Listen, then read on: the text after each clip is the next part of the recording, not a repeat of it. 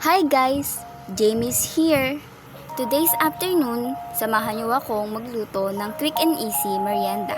Nagugas na nga pala ako ng plato para pag kumilos mamaya, walang kalat. Ito nga pala yung lulutuin ko, hot cake mixture na nabili namin sa Dali Store. 20 pesos lang, 200 grams na. Good for 2 to 3 people.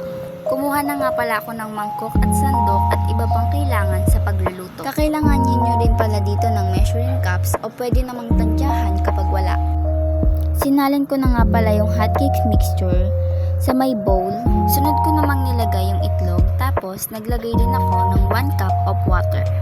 Kaunting mantika para hindi dumikit sa kawali. Pagkatapos ko paghalu-haluin lahat ng ingredients, hinalo ko na ito ng mabuti para mag-well combine.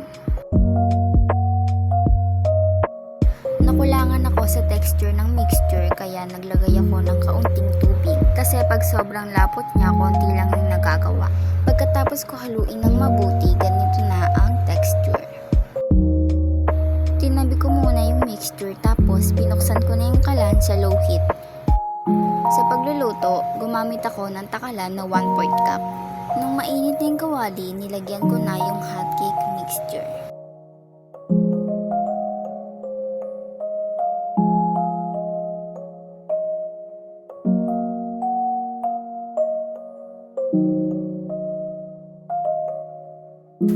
Habang naghihintay, uminom muna ako ng tubig dahil napakainit.